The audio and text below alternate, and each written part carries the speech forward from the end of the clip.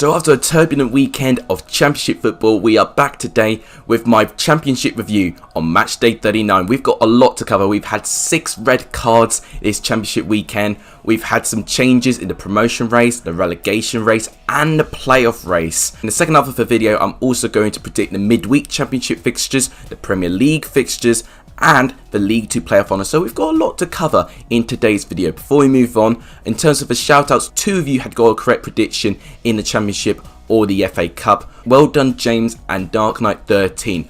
Only one of you actually got a Championship score correctly, which was Dark Knight 13 with the Wigan and Blackburn game.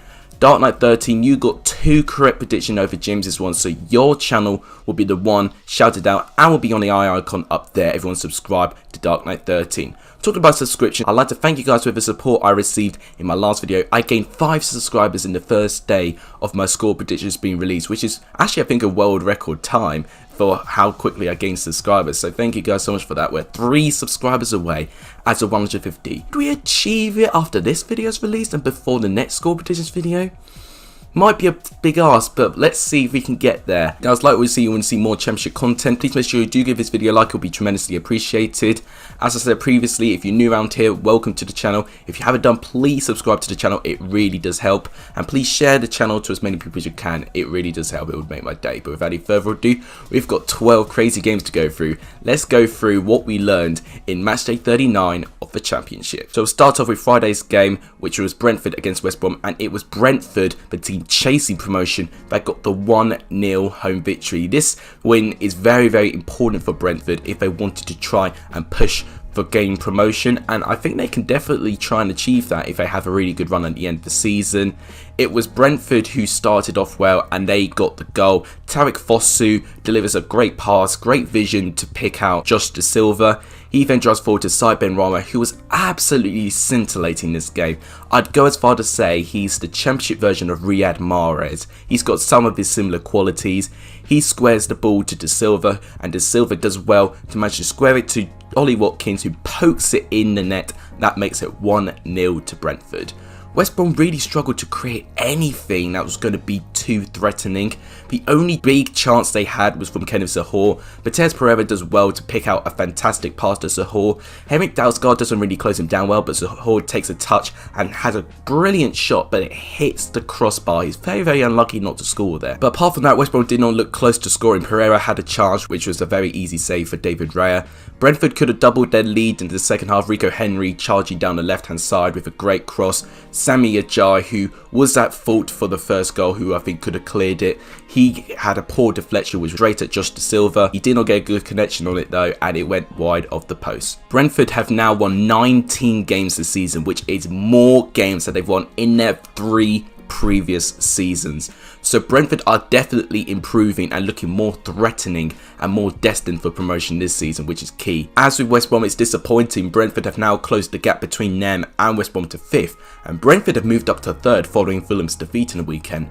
Maybe Brentford are now on the most threatening side of getting promotion, and that's what I'm talking about, the changes in the promotion race. It's so exciting. As with West Brom, they've not scored in 4 games. They definitely need to fix their goal drought ASAP. They've got some really important games coming up, but it's a really good win for Brentford, which I think will give them the momentum to try and get promoted. So now we go on to Saturday's games, but we first have Charlton and Queen's Park Rangers, a London derby, and it's Charlton who continue their great form after the restart with a 1-0 home victory. It's the first time that Charlton have had back-to-back wins since August 2019. Unbelievable. Queen's Park Rangers started quite well though. Eberechi Eze curled an effort just wide of the post, but 2 minutes later from that, it was Charlton who got the lead. Josh Cullen delivering a great looping corner. Darren Pratley got enough of a header on it, but it's poor goalkeeping from Liam Kelly, who does get a hand to it, but he pushes it in the side of the net. He'd be very disappointed looking back at that, but that is how Charlton got the breakthrough. Charlton could have even doubled their lead. Albie Morgan put a fantastic through ball to find Macaulay Bonne practically one-on-one, but he couldn't beat Liam Kelly at his near post. Queen's Park Rangers were definitely stronger and much improved in the second half. Jordan Hugill had an unbelievable chance where he should have had a better connection to the ball, but Dillian Phillips made a great save, and Dillian Phillips made quite a few good saves. He'd probably be in contention for their man of the match. Ryan Manning looked promising at one bit, keeping the ball for quite a fair bit, but he doesn't get a good shot off. Charlton did have a correctly disallowed goal after Macaulay Bonne tried to head a Tomar Hemed's cross. That is pretty much all the highlights that went on in this game. It wasn't the most entertaining game, but Charlton, once again, I have to say, has picked up back-to-back wins since last year. And with Niall Taylor, Chris Solly and David Davies all set to exit after their contracts end very soon, it's unbelievable that Charlton still have that energy and momentum. It's poor for Queen's Park Rangers, who have not started to restart well, and I think hopes of gaining into the playoffs have just slipped away now. And talking about playoff hopes that have been slipping away, that now gets to Preston, who have finally fallen out of the top 6 following only one win in their last 8 games, which is absolutely atrocious. But it was Cardiff that managed to get a 3-1 away victory. A boring first half, I would say. Preston, I think, edged the first half. Tom Barkusen had a good chance where he did shoot wide of the post, put in a fantastic position. I think he should have done a little bit better there. It was only in the second half where the game kind of went to life. Scott Sinclair had a really good opportunity, which was well saved by Alex Smithies. But following from that pressure, Cardiff woke up and eventually they scored. They played a very similar game plan to what they did against Leeds, soaking up the pressure and eventually being very clinical going forward. And that's exactly what they did in a better effect or so against Preston. Dion Sanderson delivers a fantastic cross, meeting the head of Joe Rawls, who heads it past the reach of Declan Rudd, and that made it 1-0 to the away side. However, Preston do respond well. 4 minutes later, Daniel Johnson managed to score. Sean Maguire really making an instant impact. He laid the ball to Alan Brown, who did have a shot but it was blocked. But Daniel Johnson shot the rebound past Smithies that made it 1-1. Preston are going to be so disappointed how they conceded their second goal. It was Nathaniel Mendes-Lang, who was on contention to be injured for the rest of the season, but following the restart, he's now gained full fitness. He charged through Preston's defence, but he was completely untroubled at all. The whole right side of that penalty box had no white shirts in it. He did some terrific play with Lee Tomlin managing to set him through, and Nathaniel Mendes-Lang managed to shoot past Declan Rudd at his near post, making it 2-1 to Cardiff. And then all of a sudden, torrential rain came down, which I did tweet at the time, I think was all the Preston fans crying that they lost their top 6 place. And it didn't quite help Preston get anything. It did get a few chances. David Nugent had so much space and should have done a lot better with the shot he did have. But Cardiff managed to wrap up the 3 points where Robert Glatzel charged down the left, completely unchallenged at all. And he manages to shoot past Rudd following a deflection. That makes it 3-1 to Cardiff. You have to give Cardiff some credit. No side has picked up more points since Neil Harris has come in than Leeds than Cardiff have had since he's actually joined Cardiff. It's poor for Preston. As I said, 1 win in 8 is absolutely disappointing. They're in relegation form. We'll see if Preston can improve, but it's really poor defensively. And then we get to the first score prediction I got correctly. Swansea 0, Luton Town 1. How did I get this one right? If there was going to be any I wanted to get right, I wanted to get the upset right. And I absolutely called it. And judging by the pattern of the game, that wasn't necessarily obvious. In the first half, it wasn't full of chances. Swansea, I think, were the better side, but they didn't really test Simon Sluga. In the first half, there was only one notable chance. Jake Bidwell did a fantastic curled pass which managed to reach Andre Ayew, who was onside, but he had a really poor touch. He did, however, manage to get a shot from a difficult situation, but Sluga managed to save it. It was only in the second half where one goalkeeper had to make a proper save. Swansea had a corner delivered by Matt Grimes where Ben Cabango managed to rise above everyone and win a header, but Simon Smuga made a brilliant reflex save, but Ryan Brewster managed to fail to score the rebound. I think he could have done better there. And Swansea paid for their missed chances because Luton scored with practically their first opportunity. Isaiah Brown does really well on the right hand side. He looped a very dangerous ball. James Collins managing to rise above Ben Cabango. He manages to get a really strong header on it. It's a good header. But Freddie Woodman, once again with these goalkeepers, gets a hand to it but pushes it in the side of the net. It's absolutely poor goalkeeping once again. Eventually, frustrations really rose in the game, where in the 82nd minute, I thought I was watching WWE. Flying tackles going in, tempers rising, and eventually Jordan Garrick managed to get himself sent off by throwing a punch, where he really should not have done that, honestly. This gives him a free match back at a very crucial time for Swansea as well as they chase for the playoffs. Luton Town are definitely on survival mode right now. They've picked up 15 points in their last 8 games, which is actually 1 point more than they've collected in their last 22 2 games, which is absolutely terrific. Luton are definitely trying to be on course to survive in the Championship, and I think they could definitely do so. They're only 3 points of safety right now, so who knows what can happen with the other teams. And then to a game which I'm definitely not going to take long. Barnsley 0, Millwall 0. They did have chances though. It wasn't like a completely boring 0-0 draw. Barnsley started the brightest with Collie Woodrow managing to have a great free kick, but it was well saved by Bartosz Białkowski. However, following from that, Millwall really grew in strength and actually should have scored in the first half. It was once again by a set-piece free kick. Nathan Ferguson's free kick looked like it was going to go in. It crashed the underside of the post, but it went out rather than going into the net. He's really unlucky. Barnsley did go back into the game in the second half. Alex Mowatt did have a free kick, which was palmed wide by Bartosz Białkowski. But apart from those 3 free kicks, it wasn't really a really good and competitive game between the two sides. I was hoping that one side was probably going to have a bit more intensity. I'd say Millwall probably deserved to win a little bit more from their great intensity in the first half, but the points are shared. It may be a more important point to Barnsley than it is to Millwall. However, following this, Barnsley have now fallen at the foot of the table, but they're only 4 points from safety, so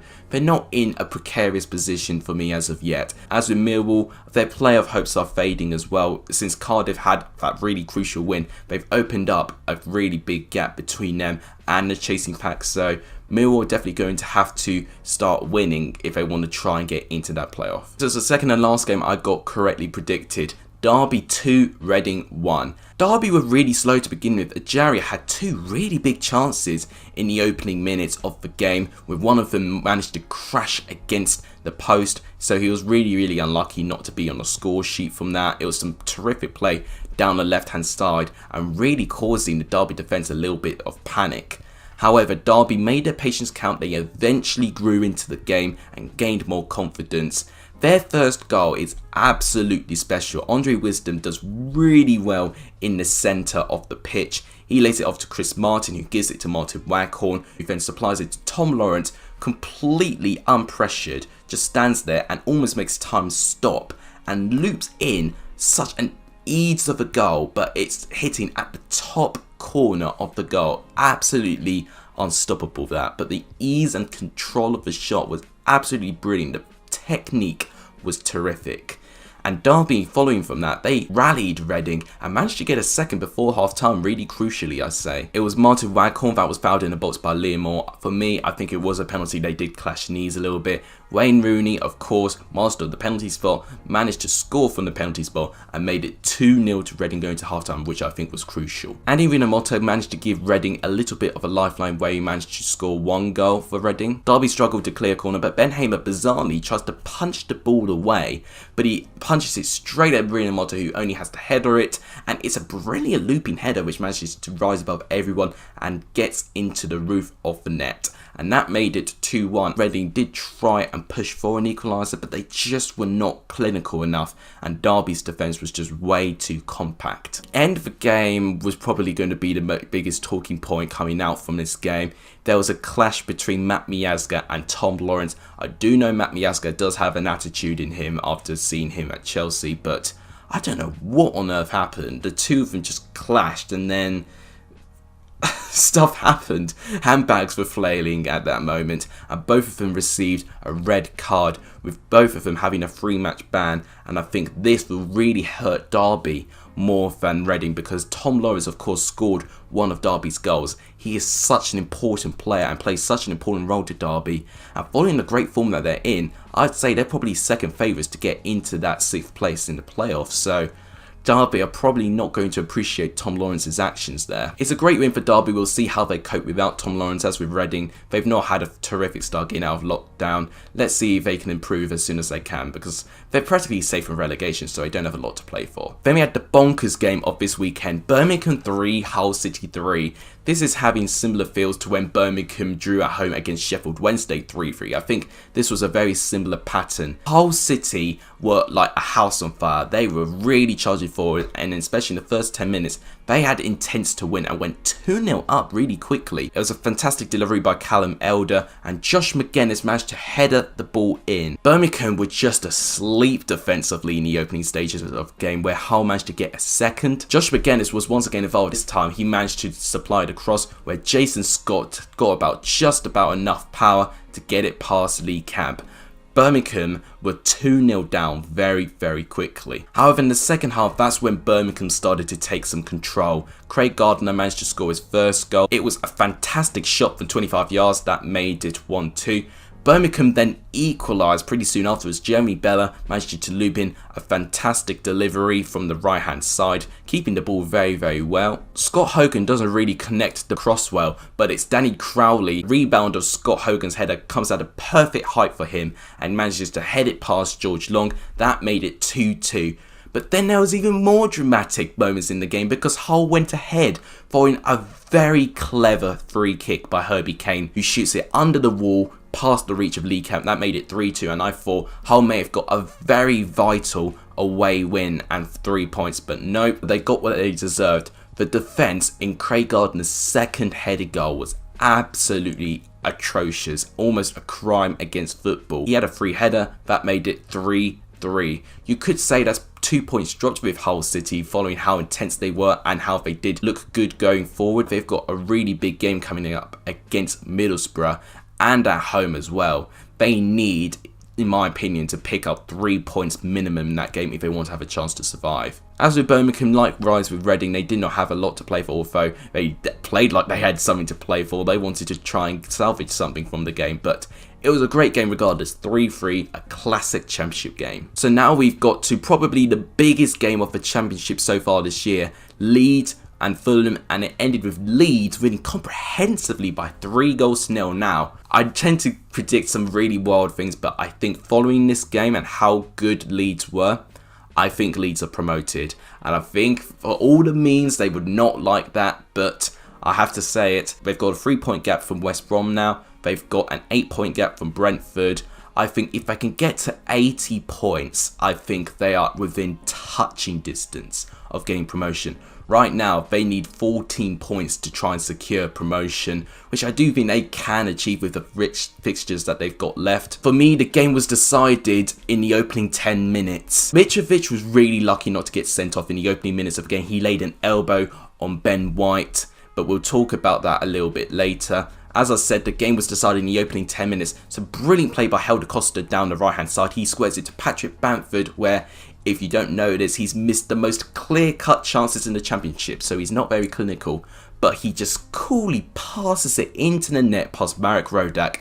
That made it 1-0 to Leeds, and since then, Leeds had a little bit of confidence. However, following Leeds taking a very early lead, Fulham rallied forward and tried to get something. Mitrovic came pretty close. He had a volley which was well saved by Meslier, but apart from that, Meslier wasn't really that much tested and just looked a little bit toothless and lacking a bit of panache going forward. Leeds were definitely much improved in the second half and showed why they're up there in the table, not only from their tight defence but of their attacking play as well. They increased their lead through Jack Harrison, who managed to drive through in the right hand side. His cross was a little bit poor. Tyler Roberts tries to get it, but he doesn't quite reach it. But it falls to Ezgan Alioski, who's completely unmarked. And by that time, Fulham's defence was just a mess all over the place.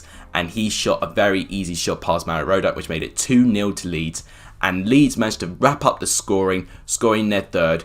And I think I actually might give this one my goal of the weekend. Not only from the goal, but just from the assist. That first time assist from Pablo Hernandez, the weight of the pass, the height of the pass was absolutely perfect. You don't see that often in the Premier League. You don't often see that in the top 6 teams in the Premier League. It was an absolutely insane pass. Honestly, up there in the top players of the Championship with Eberechi Eze and Said Benrahma for me. He's absolutely terrific, Pablo Hernandez. Anyway, he lays off a fantastic pass to Jack Harrison, who runs free, and then he managed to shoot past Marek Rodak. That made it 3-0 to Leeds, and there was no way back for Fulham. Whilst Fulham should have gone down to 10 men following that Mitrovic foul, Fulham did end the game with 10 men. Banner managed to get a second yellow card on a foul on Luke Ayling. I think it's a really harsh decision. I mean, compared to the two fouls, it's completely night and day. So I think Cabana was a bit unfairly sent off. I think they may review that. However, they may also review Mitrovic's action in the opening 10 minutes. My prediction is I think Mitrovic is going to get a ban, but I think Cabana is going to have his ban lifted. So it'll be interesting to see what the EFL decide to do with it in the next coming days. It's a fantastic win for Leeds United. They put themselves in a fantastic position. As I said, they're within touching distance of getting promoted. So they definitely need to try and continue their form and have no intent of slowing down. Then we had Wigan continuing their fantastic run of form with a 2-0 home victory. Their 6th consecutive clean sheet in a row, which is absolutely insane. Blackburn, I say, were the strongest side in the opening 60 or so minutes, but only from set pieces. The only big chance in the first half was when Stuart Downing had a pretty good free kick full of power and pace, but it was well tipped away by Dave Marshall. Wigan played a very similar game plan to what they have been playing for most of the season, soaking up the pressure and trying to get the breakthrough, and that's exactly what they did against Blackburn, and they got rewarded in the 82nd minute. Eventually, Jamal Lowe crossed a ball from the right. It's calamitous defending. Him and Tosin Adebayo clash together, which then makes a loose ball to Luke Evans, who does well to control it with his knee and then volleys it in the underside of the crossbar and into the roof of the net. It's an absolute classy goal. Honestly, there's so many nominees for the goal of the weekend this weekend. Blackburn tried to respond immediately with Samuel having a fantastic header saved by Marshall, but eventually, whilst Blackburn piled forward, they eventually had a loose ball at a corner. Williams, who was practically on the floor, somehow made a perfect pass to Michael Jacobs, who was practically one-on-one with Walton. He finished off the scoring. Wigan won by 2-0. It's a fantastic win by Wigan. They are now on 47 points. I say maybe 2 to 3 wins, and I think Wigan will be safe. I'd be very surprised if they're relegated at this rate. It's not a favourable running for Blackburn, who I think their playoff hopes are slowly fading away as well. There we saw Neil Warnock picking up a winning start with his Middlesbrough side, his 16th club, approaching his 1,500th game. He's now managed to get a clean sheet and a winning start with Middlesbrough with a 2-0 away victory. Stoke's only threat in the game with me was James McLean. He could have scored 2 or 3 goals with the chances that he had. Middlesbrough got the breakthrough. It was a great free kick by Patrick Roberts, who managed to meet the head of Ashley Fletcher, who got past the reach of Jack Butland, and that made it 1-0 to Middlesbrough. James McLean really should have scored in the second half. It was a real defensive mix-up in the box, but James McLean had a really poor shot where it managed to hit Dejan Stojanovic's crotch. You'd be hoping he wouldn't be having any kids anytime soon. McLean had another chance hitting the post in the second half as well. Definitely their most attacking player, but Middlesbrough managed to wrap up the points where Marcus Tavernier managed to score. It was a terrific long pass by Johnny Howson, managing to get to Tavernier. He had a lot of composure and managed to shot the ball past Butland, and that wrapped up all 3 points for Middlesbrough with a 2-0 away victory. This is a poor defeat by Stoke. They are only 1 point above the relegation zone. You have to say it's Stoke, who looked pretty safe, are now being slowly dragged back into it. Things got bad to worse for Stoke, with the game ending with Nick Powell getting sent off, getting a second yellow in the 89th minute following a foul on Tavernier. So it's not looking good for Stoke. For Middlesbrough, this is really encouraging. Defensively, they looked pretty good for most of the game. I think Neil Warnock was a very sensible decision by Middlesbrough. I think Middlesbrough have done well with their appointment. Finally, we get to Saturday's games. We start off with Bristol City 1, Sheffield Wednesday 2. A result that not many people did see coming. Bristol City should have scored very, very quickly on, Nathan Baker having a terrific header, but Joe Wildsmith made a very unorthodox save, but it was just about enough to tip the ball over the bar. But if we're going to have the contest of the worst defended goal, it would have to be on Sheffield Wednesday's first goal. It was quite clever play. The corner was delivered and Nathan Baker, who was marking Connor Wickham, was shielded off him. But the fact that Jada Silva nor Ashley Williams managed to close Connor Wickham down, he practically had a free header with a yard of every direction free. Goal was presented on a plate for Connor Wickham, who's continued his terrific goal scoring form since coming back from the restart. That's 2 goals in 2 games now, which is a good record for Connor Wickham. He gets an easy header which goes past Mayempo, which made it 1-0 to the away side. Really poor defending in that. Bristol City really struggled to get back into the game since conceding the first. Didn't really create anything else in the first half. In the second half, Sheffield Wednesday managed to increase their lead. Once again, really poor defending. It was following the Jacob Murphy corner, which Bristol City failed to clear. Massimo Luongo was practically free of space. had a fantastic shot and it went past my end to make it 2-0 to Sheffield Wednesday. But once again, very static defending by Bristol City and failed to pick him up. However, following that second goal, Bristol City did respond well. Corey Smith managing to loop a fantastic cross which met the head of Nathan Baker, which was another terrific save by Joe Wildsmith, but eventually Naki Wells headed in the rebound. Joe Wildsmith was beaten and he didn't get his clean sheet, and that was how Bristol City managed to score, and that made it 2-1, which was the final result at the end. You have to say it, but Bristol City are in relegation form, likewise with Preston. They've not won in their last 7 games, only picking up 2 points in those last 7 games. It is atrocious run of form for Bristol City, and they've fallen all the way down to 12th. Do they give Lee Johnson another chance to see if he can turn it around, or do you make a change now and see if there's better options out there that can probably get more out of that team? Because I think it's a really talented squad for what it has, so it's a tough one, this. As with Sheffield Wednesday, they are not that far behind Bristol City now. They've only 3 points behind them, and considering where they were, that's an unbelievable statement that they're so close to Bristol City now. And following that they could get a points deduction, it's a really big 3 points for Sheffield Wednesday and Gary Monk. And the final game to go through this weekend was Nottingham Forest 3, Huddersfield 1. So yeah, I was a little bit wrong to predict that Huddersfield would get an upset in this game, okay. But I do have to say, in the opening 20 minutes, I looked pretty damn smart because Huddersfield were the better side in the opening stages of the game. They should have scored 2 goals with the chances that they had. Alex Pritchard had a pretty good free kick which was well saved by Brice Samba. Another chance was to Colin Grant where he should have scored and had much more pace with the ball. Sammy Amiobi gets a heroic defensive clearance. Could have been an own goal, but he hit it way over the goal. Really unlucky by Colin Grant there. However, Nottingham Forest did always have a threat. In the opening minutes, Amiobi did hit the post where he probably should have done better. But it was Nottingham Forest who got the lead, almost out of nothing, but it was terrific play. Joe Worrell delivers a fantastic cross into the box, and Lewis Grabban a really powerful header past Jonas Lossell. That made it 1-0 to Nottingham Forest. In the second half, Huddersfield's defence was still in half-time mode in the opening minutes of the game because Lewis Grabban scored immediately. It was way too easy. Amiobi put a defence-splitting pass. Lewis Grabban was through on goal, beat Lossell, and that made it 2-0. And the game was definitely game, set and match when Ryan Yates managed to head in a Joe Lolly corner. That made it 3-0 to Forest, and there was definitely no way back. Things got from bad to worse when Junior Bakuna managed to get sent off for a really poor foul on Luno da Costa. However, Huddersfield do get something to cheer about.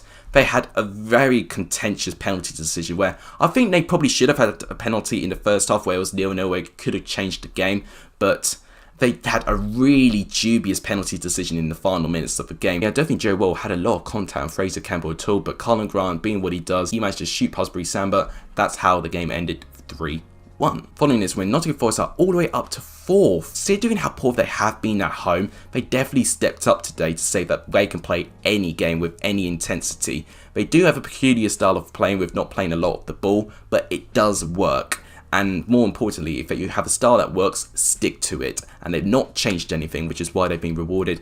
As to Huddersfield, they may be in danger of relegation. They're 22nd place right now with a pretty heavy defeat as well. It's going to be a real dogfight for that relegation spot. But that wraps it up. That is my review of Matchday 39 of the Championship. Here is what the table currently looks like following all 39 games being played. Changes in the promotion, changes in the playoff, and changes in the relegation picture. I want you guys to comment who's getting promoted, who's getting top 6, and who's getting relegated. I want to see your predictions in the comments down below. But now, it's the second half of the video, which is time for me to predict midweek's games for the Championship, midweek's games for the Premier League, and the League 2 playoff final. So we'll start off with the Championship games. Millwall versus Swansea. I think this will be really, really tight. I'm going to say Swansea get a 2-1 away victory. I think they'll have a great away performance. Cardiff and Charlton. This game I think is going to be quite tight. Cardiff looking very tight defensively. Charlton have a great start. I think Cardiff may edge this by 1-0, but I won't be surprised if Charlton get anything from this game. Barnsley against Blackburn. This is tight. I think Blackburn going to get a 2-0 away victory. I think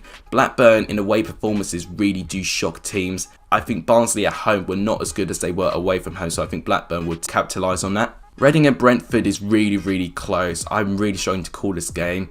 I'm going to edge Brentford with a 2-1 away victory following their great form, but Reading could easily get something. Queen's Park Rangers and Fulham, big game now. West London derby, fierce rivals Queen's Park Rangers and Fulham. I'm going to say Fulham get a 2-1 away victory. Leeds versus Luton. I think this game's going to be really close. Luton on an unbeaten run right now. Leeds obviously full of confidence with that win. I'm going to say 2-1 Leeds, but I would not be surprised if Luton gets something from this game. Wigan versus Stoke. Ooh, this almost has 0-0 written all over it, but following how good Wigan have been, I'm going to say a 1-0 victory to Wigan. I could definitely see it. Preston versus Derby. Now, I don't know why. I see a lot of goals in this game. Preston, I think, are going to want to fight back, but I think with Derby's terrific form right now, I don't think anything can stop them. Despite the suspension of Tom Lawrence, I think they'll have enough to beat Preston away. I'm going to say a 3-2 away victory to Derby. I think it's going to be a great game, this. Huddersfield versus Birmingham. I say a 1-1 draw. It's got a draw written all over that. Nottingham Forest and Bristol City. I think it's going to be really, really tight. Bristol City, I think, are definitely going to want to win.